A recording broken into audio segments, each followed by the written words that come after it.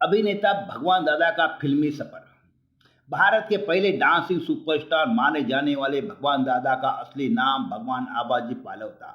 उन्हें प्यार से लोग सिर्फ भगवान भी बोला करते थे। लेकिन जितनी भगवान दादा की लोकप्रियता थी, उतनी ही दर्द भरी उनकी कहानी है। गरीब से अमीरी तक का सफर तय करने वाले भगवान के पास कभी समुंदर के किनारे आलीशान बंगला हुआ करता था। सप्ताह के दिन के हिसाब से उनके पास 7 कारें थी। लेकिन जहां उन्होंने अंतिम सांस ली वो एक चौल थी। आइए बताते हैं भगवान दादा गरीब से अमीर और फिर गरीब बनने की पूरी कहानी।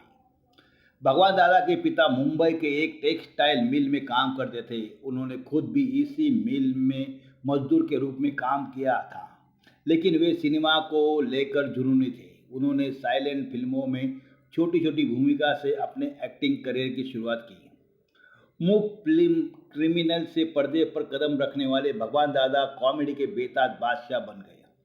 भगवान दादा की कड़ी मेहनत रंग लाई। उनके लोग उनके काम करने के तरीके से प्रभावित होते थे। आम लोगों, खासकर मजदूर के बीच उनके द्वारा निभाए गए साधारण किरदार काफ़ी लोकप्रिय हुए। इसके बाद भगवान दादा ने अपनी फिल्में बनाने का फैसला किया।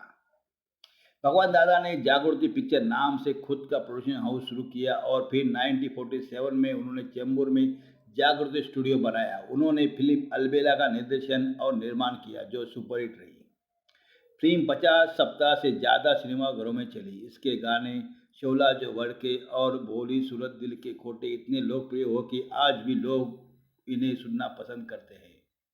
भगवान दादा को सफलता और शोहरत मिलती जा रही थी। उन्होंने मुंबई के पौष इलाकों में समुद्र के किनारे बंगला खरीद लिया, जिसमें 25 कमरे थे।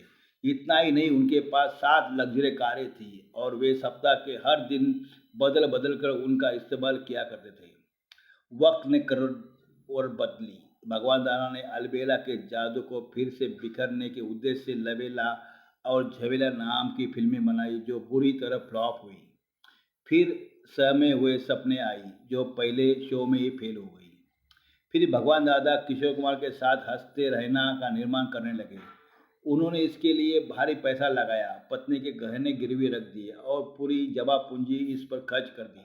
लेकिन दोनों के बीच कुछ मतभेद आया और भगवान दादा को यह फिल्म बीच में ही बंद करनी पड़ी। भगवान दादा के कई दोस्त थे जो उनके खर्चे पर पार्टी करते थे, शराब पीते थे। धीरे धीरे उन्होंने भी उनका साथ छोड़ दिया। आर्थिक तंगी से जूझ रहे भगवान दादा को अपना बंगला और कारें बेचनी पड़ी। पूरा परिवार दादर के एक पौच चाल में 2 कमरों में रहने लगा। अंतिम वक्त में भगवान दादा का ख्याल उनकी अविवाहित बेटी और छोटे बेटे का परिवार रखा करता था।